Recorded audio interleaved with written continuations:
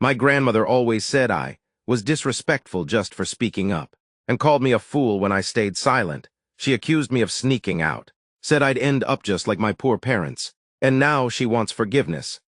I was 10 years old when I first realized I didn't matter. Not in that mopey, nobody loves me kind of way that kids go through when someone forgets their birthday. I mean the deep, sinking realization that in some people's eyes, you are permanently, categorically less. And no matter how hard you try, no matter what you achieve, you will never rise to the level of someone who simply had the luck of being born to the right parents. That someone was Ava. Ava, my cousin, 1 year younger than me, but taller, prettier, louder. She was the kind of child who demanded attention just by existing. Her hair always sparkled, her clothes were perfectly pressed, and she never wore the same outfit twice. Ava was a walking magazine ad, the face of perfection in my grandmother's eyes. Me, I was the afterthought. I grew up in a small, 2-bedroom apartment with my mom. My dad bilayed before I could form memories of him. My mom never complained, she just worked 2, sometimes 3 jobs. I never once heard her ask for help. I never saw her cry in front of me. She just kept going, quietly, stubbornly, lovingly. She made sure I had food, books and shoes that fit. I never felt poor at home, only at Grandma's. At Grandma's house, everything was performance. Her house was big but cold. White lace curtains, glass figurines, a carpet no one was allowed to walk on. The fridge was full, but don't touch anything unless you ask. The living room had couches wrapped in plastic. And the family photos, dear God. The photos were arranged like shrines on the wall. Most of them were of Ava, her birthdays, her graduations, her piano recitals. There were a few photos of me, usually group shots where I was barely visible on the edge. Every weekend, Mom would drag me to that house like it was a dentist appointment. She always brought something, homemade pickles, vegetables from the market, a batch of her special paratas. And Grandma would say, "Oh, thank you," with the same tone someone uses to say, "Oh, you dropped something." Meanwhile, when Ava's mom walked in with store-bought biscuits, Grandma practically threw a parade. It wasn't just the food or the photos, it was the language. "Oh, look at Ava's skin, so fair and glowing, like a movie star." And then to me, "Your mother didn't put cream on you as a child, no wonder you're so dull." Ava plays piano, such a cultured girl. To me, you still haven't learned anything. Not even dance, just books won't make you a woman. Ava speaks so sweetly, so ladylike. To me, why do you always look like you've swallowed your tongue?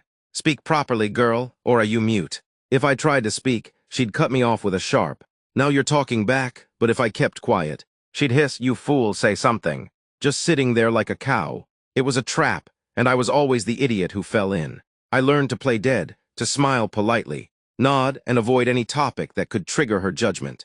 But it didn't protect me. Not the day she accused me of sneaking around with boys, just because I stepped out for some air. Not the time she grabbed my phone and tried to find proof that I was just like all these fatherless girls she saw on the news. Not when she cornered my mother in the kitchen and said I looked loose because I wore jeans. And Ava, she could do anything. She once posted a TikTok dancing in shorts and a crop top. And Grandma laughed. Kids these days, so creative.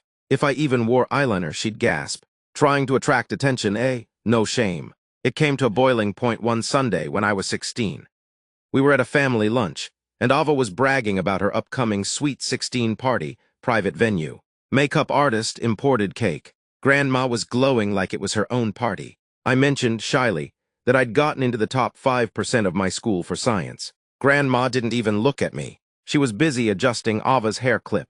Later, when I was helping Mom in the kitchen, I overheard Grandma whispering to one of the aunts. "She's a quiet one, that girl, always slipping out, going God knows where. I wouldn't be surprised if she's already getting into trouble. Girls with no father need strict watching." I dropped the plate I was holding. The crash silenced the room. Everyone looked at me, then back at their plates. No one said a word, not even my mom. I excused myself and went to the bathroom. I locked the door, sat on the closed toilet, and cried silently into a towel. She didn't know me. She never wanted to know me. She just assumed that I was wild, that I was promiscuous, that I was bad simply because I came from less. From that day forward, I decided I was done being the invisible one. But I didn't explode, not yet, because the explosion, the real confrontation, came later. And when it did, the entire family had to pick a side. After that lunch, something shifted in me. I wasn't the same girl who smiled and nodded while being picked apart like a cheap dress. I went home, closed the door to my room, and looked at myself in the mirror. For a long time I just stood there, silent, watching. I didn't cry, not this time. Instead, I made a quiet vow. No more giving her the benefit of the doubt. No more trying to earn what would never be given. The following Sundays at Grandma's were colder than usual. I kept my words to a minimum, but I no longer looked down. I met her eyes every time she spoke to me like I was dirt under her shoe. I didn't smile at her little backhanded compliments. I didn't offer to help when she pretended not to notice me cleaning dishes, while Ava showed off her manicures. And she noticed. Oh, she definitely noticed. "You think you're grown now?" she said one afternoon when I didn't flinch at her glare. I said nothing. "Now you're giving me attitude. So disrespectful," she spat. Still silent. "Look at her, standing there like a mute fool," she said to Ava and Aunt Myra, loud enough for the entire living room to hear. Ava snickered.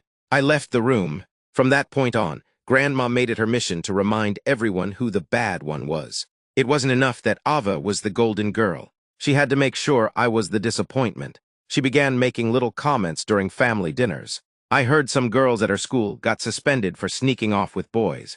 You know how these girls with no guidance end up. She always has her nose in that phone. Probably talking to boys. Don't think we don't know, Missy. She's very secretive lately. Could be hiding something. You know, that's how they start lying. And the thing is, none of it was true. I had never even held a boy's hand. I was scared of getting in trouble, of shaming my mother, of becoming the very thing Grandma expected me to be. I was careful, so careful, I didn't go to parties. I didn't even stay out past 6 p.m. But none of that mattered, because Grandma didn't need proof, just a suspicion. And no one questioned her. Not Aunt Myra, who once pulled me aside and asked if I was being careful with my behavior. Not Uncle Ravi, who simply said, "You should listen to your elders, they only want what's best." Not even my mom. That hurt the most. She didn't defend me, not once. She just told me to let it go. That arguing with your elders only brings shame. And that silence is dignity. But silence didn't protect me. One Sunday, I stepped outside after lunch to get some air. I just needed a break from Ava's screeching laughter and Grandma's constant jabs. I sat on the porch steps and scrolled through my phone. No boys. Just memes and a video about how stars explode. 5 minutes later, Grandma yanked open the door and shrieked. "Where were you? Who were you meeting out there?"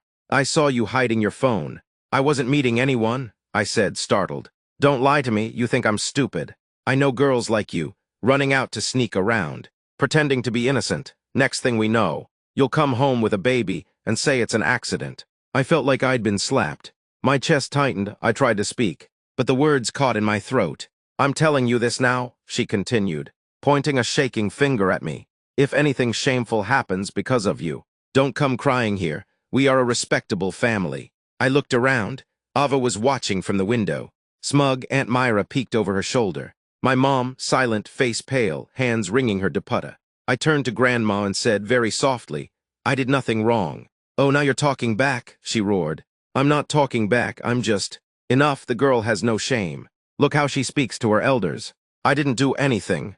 "Liar," she shrieked. I froze, tears burned behind my eyes, but I refused to let them fall. "You always sit there like a fool, and now you have the guts to talk back. You think you're so clever.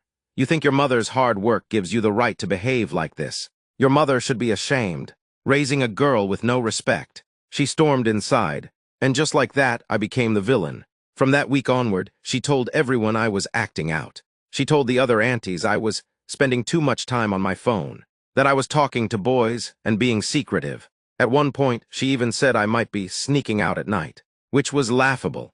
I was the kind of kid who couldn't fall asleep if I hadn't triple-checked the door lock. But truth didn't matter. Her words spread like oil in water. People believed her, or at least they didn't question it. And I shut down. I stopped trying. I didn't talk at family events. I didn't answer questions unless someone directly asked me. I didn't share my achievements or stories or opinions. What was the point? If I spoke, I was disrespectful. If I stayed quiet, I was a mute fool. But inside, I started to plan. I started writing everything down. Every conversation, every insult, every accusation. I started documenting every visit, what was said, who was there, how she twisted things. I turned it into a kind of diary. Sometimes it hurt to write it all out, but it helped too. It reminded me that I wasn't crazy, that she really was treating me like this, that it wasn't in my head. And one day I knew I'd tell the whole story. The truth, not just for me, but for every invisible kid in families like mine. I didn't know how or when, but the moment would come, and when it did, even Ava couldn't protect her. My final year of school should have been filled with joy, college prep, celebration, maybe even some freedom. But instead, I felt like I was walking on eggshells, especially every time Sunday came around. By now, I had perfected the art of disappearing. At family gatherings, I sat in the corner with a book or helped quietly in the kitchen. I didn't speak unless I had to, and even then I kept my voice flat and short. No emotions, no invitations for criticism. But you know what they say about bullies, they don't stop when you go quiet, they just get louder. And Grandma was no exception.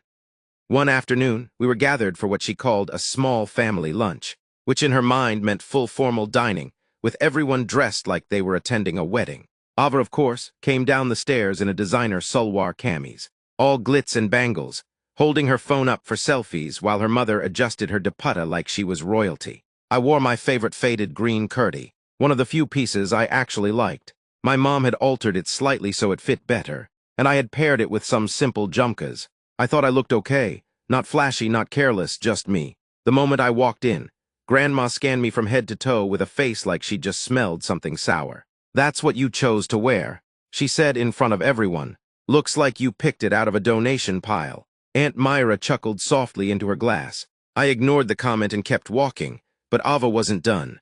"Oh my God, did you do your own eyebrows?" she said with a laugh. "They're like, so uneven. Grandma, she should come with me to my salon." Grandma turned to me with a sly smile. "She's too proud, thinks she doesn't need help. But look at her, doesn't even know how to take care of herself. Maybe if she had a father, someone would have taught her." The silence in the room was suffocating. My ears burned, my throat tightened. I looked at my mom, hoping she would say something, anything. She looked at her plate.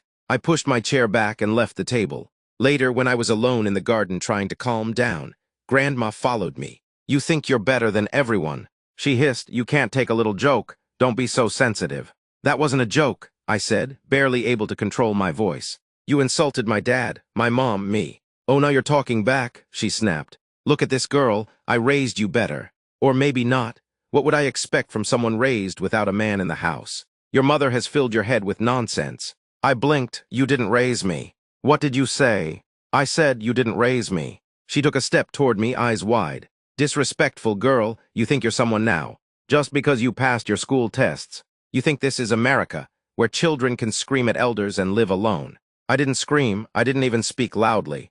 But my silence, my stillness, must have terrified her more than any tantrum ever could. "You fool," she spat. "You're not even talking now. Can't you answer a simple question? Just standing there like a stone." I said nothing. She pointed a trembling finger at me. "Watch yourself. Don't bring shame to this family. No one will marry a girl like you. Too proud, too mouthy, too broken." Then she walked away. That night, I cried harder than I had in months. Not because her words hurt anymore, but because I knew I would never forget them. And neither would the world. Because that was the moment I realized I was going to write everything. The truth, the full truth, not just in a diary, not in a locked notebook under my bed, but publicly. Let the world judge whether I was the bad one. I didn't tell anyone I was writing it. It started as a single Word document titled, "Things I'll Never Say." Every time Grandma made a snide remark, every time Ava rolled her eyes and whispered something that made the room laugh at my expense, I wrote it down. Every little injustice, every lie, every accusation. It was like stitching together a tapestry of pain, thread by thread, insult by insult, and with every entry, I felt lighter, not healed, not forgiven, but seen, at least by myself. Still, I kept going to the Sunday lunches. My mom insisted. "We're family," she'd say. "We don't cut them off, we forgive, we show up." But showing up meant becoming a prop in Grandma's stage play. She paraded Ava around like a beauty queen. Look at her. My pride and joy. She got invited to a fashion event. "Did I tell you?" So many boys were complimenting her hair. And then she'd look at me. "Oh, you're still in school, right? You're still figuring things out." Still, I was graduating top of my class. But to her, I was always still something. Still poor, still awkward, still not Ava. It got worse when Ava got a boyfriend. He was rich, Instagram famous, and had a jawline sharp enough to slice a watermelon. Grandma loved him instantly. Look at how lucky Ava is. She's always been so graceful, so feminine, no wonder boys chase her. And then she turned to me, right in front of him, and said, "You should take notes. You're not getting any younger." You know, don't wait too long. We don't want to end up disappointed. I laughed, I don't know why. It just burst out of me. Something funny, she snapped. No, I said, still smiling. That smile drove her mad.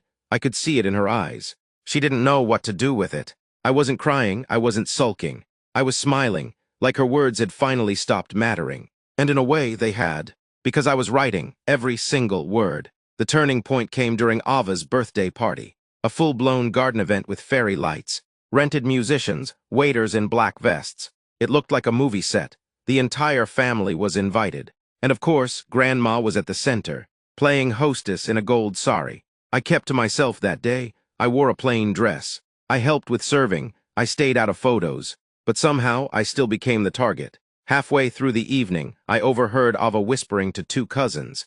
She probably doesn't even know how to kiss. Like she's so weird, all she does is read, maybe she's into girls. They all laughed. I clenched my jaw and walked away. Later, I went into the kitchen to get a glass of water and found Grandma and Aunt Myra already there. She was outside for a long time. Grandma was saying, alone with a boy. I froze. She thinks I didn't see her, but I know what girls like her are like. Always pretending, always sneaking. Poor girl thinks she's smart, but I know what she's really doing. She's too quiet, that's always a bad sign. Aunt Myra added, the ones who don't speak, they're the worst. That was it. That was the moment. I stepped into the light and said, you're lying. Both women jumped. I wasn't with a boy. I was sitting under the tree. Alone, listening to music. You know that. You just want something to say. Grandma's face turned stone. You dare accuse me of lying? She barked. I'm not accusing, I said calmly. I'm correcting you. Oh, now she thinks she's clever. She shouted, you see this, no respect. Talking back like a street girl. I stood tall. If I speak, I'm disrespectful. If I don't, I'm fool. You twist everything to make me look like the problem. You are the problem, she screamed. With your silence, you're sneaking. Your books, your secret phone calls. Don't think I don't know. There are no phone calls, I said. There are no boys, there's no sneaking. Just stories you made up. Grandma was shaking now. You ungrateful, useless child. If your father were alive, he'd be ashamed. I flinched. She knew exactly where to hit. But I didn't cry. I'm done letting you talk about my dad like that. I said, voice steady. I'm done pretending that your cruelty is tradition. That your insults are wisdom. They're not. I turned to Aunt Myra. And you just let her say anything. Because as long as it's not about your daughter, it's not a problem. They stood there stunned. For the first time, I had become the loud one. I left the party. The next day, I published the post. Not on a blog, not on Instagram, but on Reddit, under a throwaway account. I titled it, AITA for confronting my grandmother after years of verbal abuse. I told the whole story, the favoritism, the lies, the reputation tarnishing, the shaming, the manipulation. I wrote about how she assumed I was promiscuous because my mother was a single parent. How every time I tried to stand up for myself, she'd twist it into an attack. How silence was used as both a weapon and a trap. And the internet listened. It exploded. Thousands of upvotes, comments from strangers around the world. People who had lived the same thing. People who called out the toxic behavior for what it was. People who told me I wasn't crazy or disrespectful or broken. People who said, you're not the problem. I didn't expect it to blow up the way it did. The Reddit post got shared everywhere, Twitter, Instagram, even Facebook. People made reaction videos. Some therapists weighed in. DMs started pouring in from girls my age. Women twice my age, even a few men saying, this was my family too. It was overwhelming, but freeing. I had written it anonymously, not naming anyone. Not even myself, but the details. Oh, they were real enough that anyone close could connect the dots. Especially Ava. Because one of the lines I wrote described her exact birthday party setup, down to the fairy lights and rented violinist. She saw it, they all did. The post had been up for 4 days when it happened. Ava messaged me first. Did you write this? No hello, no warmth, just cold accusation. I ignored it. Then she called. I ignored that too. Then she messaged again. Grandma knows. That's when I knew I had to brace for war. Sunday came, and instead of the usual warm smell of food or the clatter of dishes, the moment I stepped inside the house, it was silent. Grandma was sitting on the sofa like a queen in exile, face tight, eyes sharp. Aunt Myra stood nearby with her arms crossed. Ava was on her phone, but clearly fuming. No one greeted me. No one asked how school was. Finally, Grandma looked up at me. So, the little writer has arrived. I didn't reply. You really thought you could post filth like that, and we wouldn't find out? It wasn't filth, I said. It was the truth. She stood, her face turned red, voice shaking not with sadness, but fury. You humiliated this family. You exposed us to strangers. Are you happy now?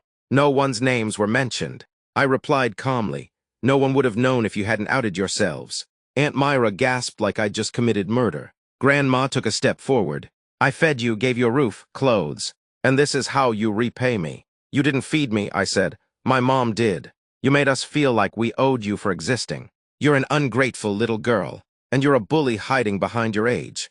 Ava let out a dramatic gasp. You think anyone cares about your sob story? Grandma snapped. People online are fools. They'll believe anything, but we know the truth. You were always sneaking out, always quiet, always hiding something. I wasn't hiding anything, I said. I was surviving. That stunned her. I turned to the rest of the room. All of you watched it happen. You laughed when she humiliated me. You joined in, you never questioned it. My voice rose, not yelling, just louder, clearer. I used to think I was the problem, that if I just acted perfect, you'd accept me, but you never wanted me to be accepted. You wanted someone to feel above. That was always the goal. It was never about love, it was about power. Silence. Grandma's lip trembled, not with tears, with rage. I should have known your mother was raising a witch. I stepped closer. My mother is the only reason I made it out sane. So don't you dare say her name. You'll regret this. No one will marry you. No one will want a girl who speaks like this to her elders. I don't want anyone who thinks like you anyway. That's when she slapped me. Hard. The room gasped, but I didn't cry.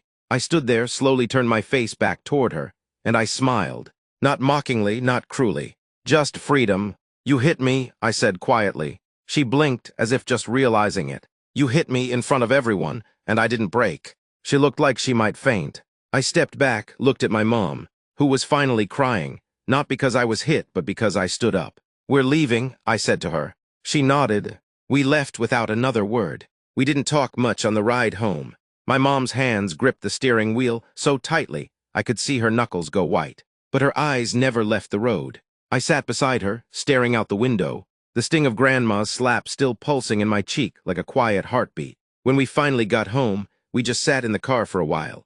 No music, no words. Just the hum of the engine cooling down and the soft click of metal settling after a war. Then my mom whispered, I should have stopped it a long time ago. I didn't say anything. I didn't need to. That one sentence said more than any apology ever could. That night, I slept better than I had in years. No nightmares. No fake scenarios of comebacks I'd never say.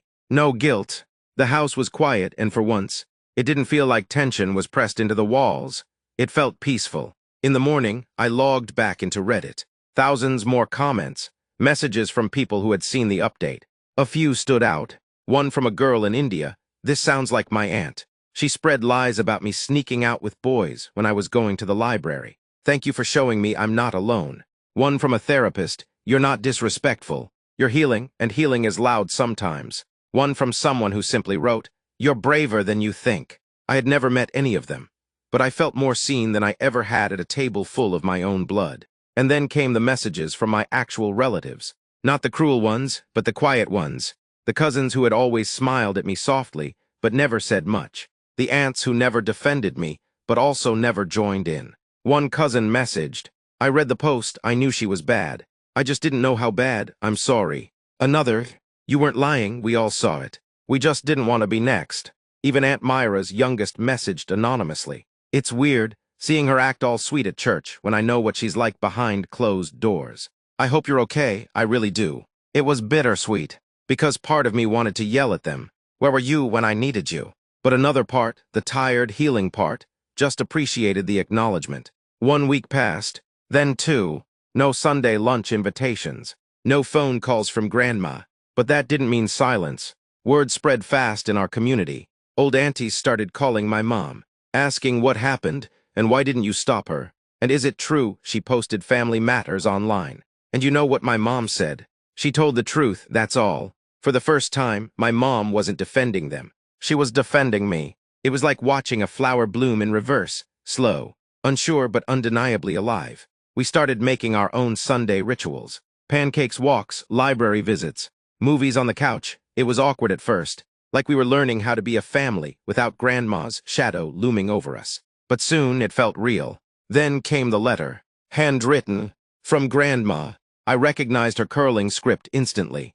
It read, "You have brought great shame to this family. You have broken my heart. You have poisoned people against me. I was only ever trying to protect you from becoming something disgraceful. But you always thought you knew better. I will not apologize for telling you the truth. I only pray that one day you understand what you've done."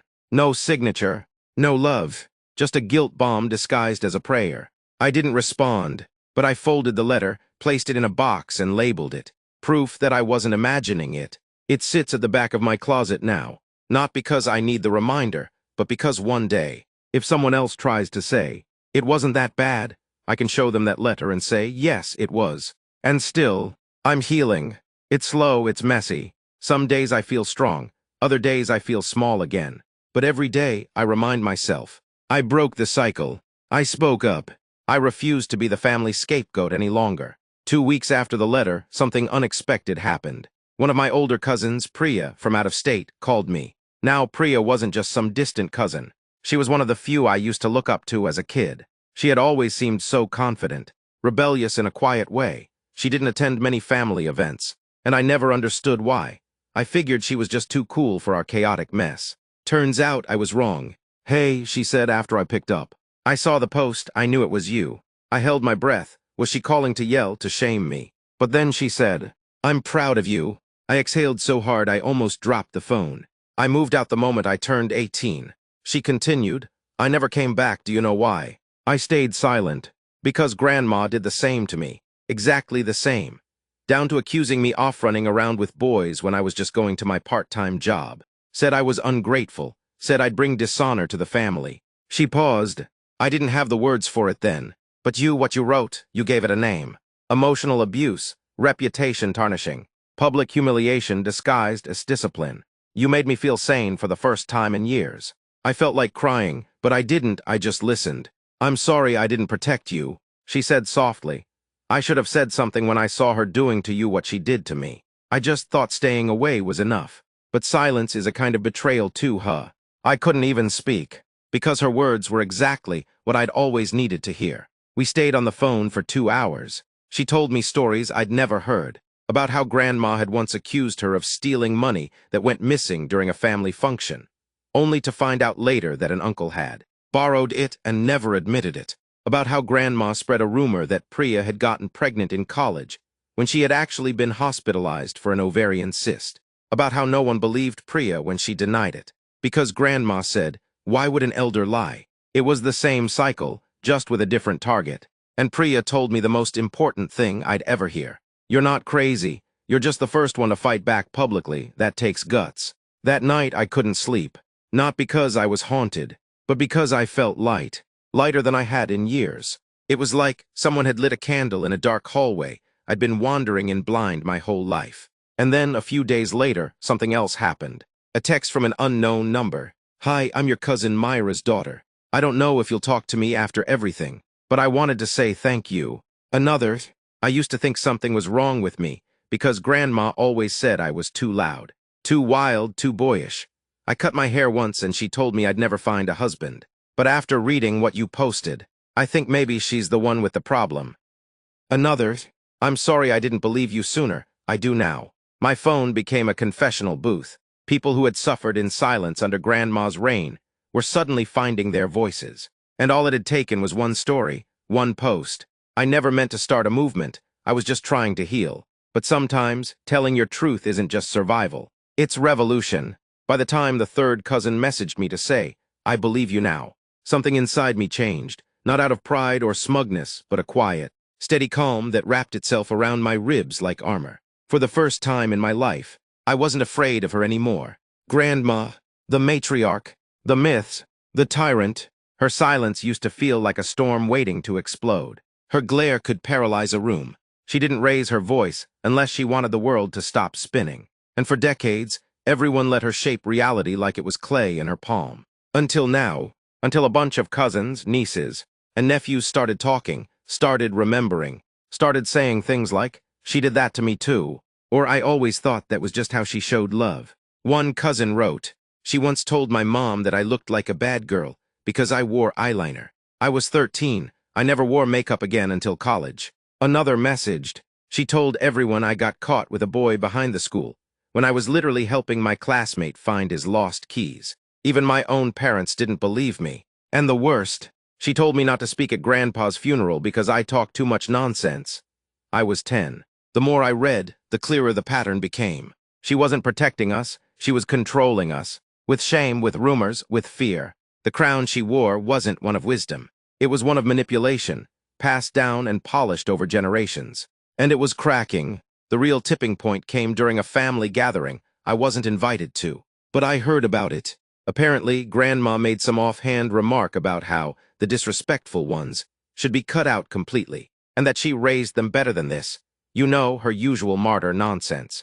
That's when Priya stood up, in front of everyone, and said, "No, you didn't raise us better, you raised us terrified." She said it out loud, in front of all the aunties, the uncles, the cousins still afraid to look Grandma in the eye. She told them everything, about how Grandma humiliated her, about how she tried to destroy my reputation, about the slap, about the letter. The room was silent, except for one aunt whispering, "Is this true?" to another like it wasn't obvious. And then someone else, someone unexpected, spoke up. "Ava, of all people," she apparently said, "I thought she just didn't like me sometimes. But maybe it wasn't just me, maybe. She's always been like this." My mom later told me the entire energy in the room changed after that. Because once Ava, the favorite, began to question the throne, the whole house of cards started to collapse. They couldn't ignore it anymore. The whispers got louder, the doubts finally surfaced. Though that's just how she is, excuses started sounding hollow. And Grandma, she stormed out of the room. Not in power, not in pride, but in silence. And she didn't return. Later that week, my mom and I got a visit. From someone I never expected. Aunt Myra. She stood on our porch, holding a container of sweets she clearly didn't want to be carrying. Her face was stiff, her mouth was tight, but her voice, it cracked. "I came to say, I didn't know it was that bad." She said, "I thought she was just being strict. I didn't know she was being cruel. I didn't invite her in, but I listened." She looked at me, eyes softer than I remembered. "You were never disrespectful. Just quiet, and I mistook that for rebellion. I'm sorry." I nodded. She left the sweets and walked away. I still didn't eat them, but I kept the apology. It's been 4 months now. No Sunday gatherings. No passive-aggressive texts. No sudden phone calls about my reputation or my bad influence. It's quiet, beautifully quiet. My mom and I have started new traditions, little ones. We cook together, we go for long drives. We visit bookstores and cafes. She finally downloaded Netflix and discovered what binge-watching is. And me.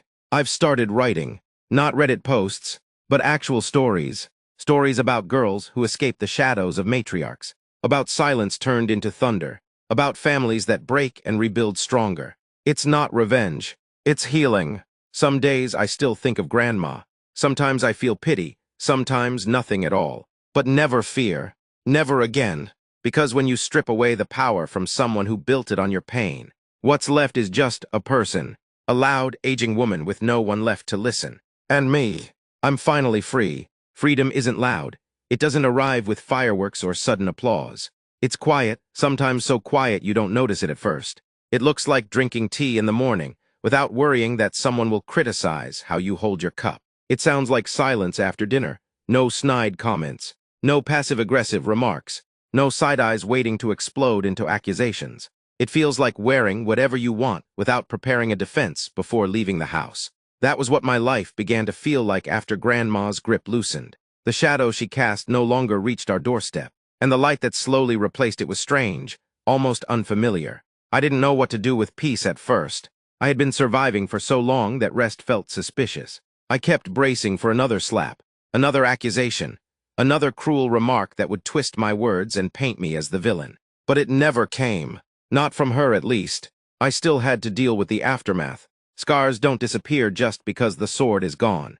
There were moments when I'd step outside and instinctively scan the road to see if anyone was watching. If I went out to buy groceries or take a walk, I'd catch myself feeling guilty, as if I were doing something wrong just by existing in public. Even compliments felt uncomfortable. When someone said, "You look nice today," a small part of me flinched. Grandma used to say, "What are you trying to prove?" Dressing like that? Who are you trying to impress? It took time to unlearn her voice, but I started writing every day. Not just stories, but truths. I wrote about the girl I had been, the one who stood frozen in the hallway after being slapped, the one who held her tears because she knew crying would only make her seem more guilty, the one who once believed being invisible was safer than being real. I wrote about her because she deserved to be seen. One night, while I was journaling by the window, my mom sat beside me. She didn't say anything at first, just looked out at the street. Then she whispered, "I let her treat you like that." I didn't stop her.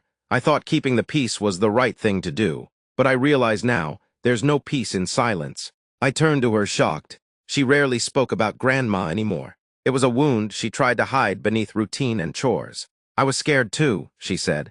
She raised me to believe that love was control, that if I didn't follow her ways, I was bad, unworthy. That's what she taught all of us. But you broke the cycle. I didn't know what to say, so I just reached for her hand. She held mine, and in that moment, it felt like two survivors holding onto the same raft after escaping a storm. Sometimes, extended family would still try to bring her up. "She's old," one aunt said. "She won't be around forever." "She only said those things out of concern," said another. But I didn't engage, because excusing abuse just because the abuser is aging doesn't make it less painful. A wound is a wound, even if the hand that caused it is wrinkled. One day, out of nowhere, I received a small envelope in the mail. No return address. Inside was a single folded sheet of paper, in Grandma's handwriting. My breath caught in my chest. I almost didn't open it, but curiosity won. The letter read, "I never thought I'd see the day when you turned the whole family against me. Congratulations, you finally made yourself important." That was it. No apology, no regret, just more bitterness. I stared at the paper for a long time. Then I folded it back up, lit a match, and watched it burn. Healing isn't linear. Some days I felt empowered. Other days the guilt crept back in. That voice inside me whispered, "Maybe you exaggerated. Maybe she wasn't that bad. Maybe you were the problem." But then I'd remember the girl she slapped in front of everyone. The whispers she spread, the fear she planted in a child's chest and watered for years. No, it wasn't me. A year passed. Ava called me one afternoon. Her voice had changed, softer, slower, less proud. "I wanted to say thank you," she said. "You could have hated me. I would have deserved it. But instead, you told the truth. And now I see things clearly." We talked for hours. For the first time in our lives, there was no competition, no comparisons. Just two cousins, daughters of a complicated family tree, trying to grow something healthier. She admitted that Grandma had praised her to manipulate her. That being the favorite wasn't a gift, it was a leash. "I thought I was winning," she said, "but really I was just next." We promised to protect the younger cousins, to speak up when something felt wrong, to never let another generation grow up thinking silence is safety. I used to think my story didn't matter, that I was just one girl in a loud, judgmental family. But I've learned that telling the truth, even once, can change everything. Not just for you, but for everyone watching in silence, waiting for someone to go first. Peace doesn't always mean reunion. It doesn't always mean sitting around a table with the people who hurt you, and pretending it's love just because there's food between you. Peace sometimes is distance. Chosen, sacred, necessary distance. That was the realization I came to in the final chapter of this long, messy family saga. Not with a dramatic confrontation or a final explosive argument, but in the quiet clarity that came with time. Because one day I woke up and realized I hadn't thought about Grandma in weeks. That might not sound like much, but for someone who spent her entire life measuring her worth by that woman's moods, silence and cruel approval, that's a miracle. I no longer checked myself in the mirror for appropriate outfits. I no longer felt the need to defend my every move. My hobbies, my habits, my silences. I no longer held my breath when I walked into a room full of aunties. I was free, and not because she changed, but because I did. Around that time, news spread in the family. Grandma wasn't well. She had fallen, nothing too serious, but enough to need help. She refused to go to a home, so a rotation of relatives took turns visiting her. The pressure started building again. "She's still your grandmother. She won't be here forever. You'll regret not seeing her." But what no one ever asked was, did she ever regret what she did to you? Did she regret humiliating me? Did she regret turning the whole family against me? Did she regret slapping a child in front of others? Not out of discipline, but dominance. They never asked that, because in families like mine, elders are always holy. even if they were monsters. One evening my mom said, "If you want to visit her, I'll come with you, no pressure. Just if you ever feel like it." She didn't force me, and that's why I actually considered it. Not because I wanted reconciliation, but because I wanted closure. So a week later, I walked into the house I hadn't stepped foot in since everything fell apart. It smelled the same. That odd blend of old fabric, incense, and distant curry. The air felt heavy, like time had stalled here. She was in her bed, propped up with pillows. Smaller now, her hair completely white. Eyes still sharp, mouth still pursed like she was ready to snap at someone. When she saw me, she didn't smile. She didn't even blink. She said, "Well, look who decided to show up." Just like that, she shattered any illusion I had of this being some kind of healing moment. I didn't flinch. I didn't cry. I just said, "I'm not here for you. I'm here for me." She scoffed, "Still selfish, I see." And I finally said it. Clear, calm, final. "You hurt me for years. You lied about me. You humiliated me. You treated me like trash just because my parents weren't rich. You called me names. You slapped me. You made everyone think I was some wild, disrespectful girl when I was quiet because I was scared of you." Her eyes narrowed. I kept going. "You used your age, your title, your position as grandmother to justify cruelty. And the worst part? You convinced everyone else that they were the crazy ones if they didn't agree. You think you're some victim now," she snapped. "No," I said, "I think I survived you." And I turned around and walked out. I didn't stay for her reply, because that part of the story was over. In the months that followed, she got weaker. The calls and updates still came in, but I never visited again. I mourned the idea of a loving grandmother long before she passed. When she finally did, quietly in her sleep, there was no dramatic funeral scene. Just the usual rituals I didn't attend, and I didn't feel guilty, because honoring someone in death doesn't erase the damage they did in life. Now I live in a small apartment with windows that catch the morning light just right. My books line the walls. My writing desk sits near the window. Sometimes I wake up and just breathe. And it's enough. I talk to Ava often. We're not best friends, but we're honest now. That matters more. My mom, she's softening, healing too. We've built something that feels real, not perfect, but real. Sometimes we light incense, not for anyone else, just for us. To cleanse the air, to mark the passing of pain, to say we're still here. Not because of Grandma, but in spite of her. If you're reading this because you've lived through something similar, if you've been the scapegoat, the black sheep, the one they whispered about, I want you to hear me. You're not crazy. You're not too sensitive. You're not a problem to be fixed. You were just in a place that couldn't love you the way you deserved. And walking away, that's not disrespect. That's courage.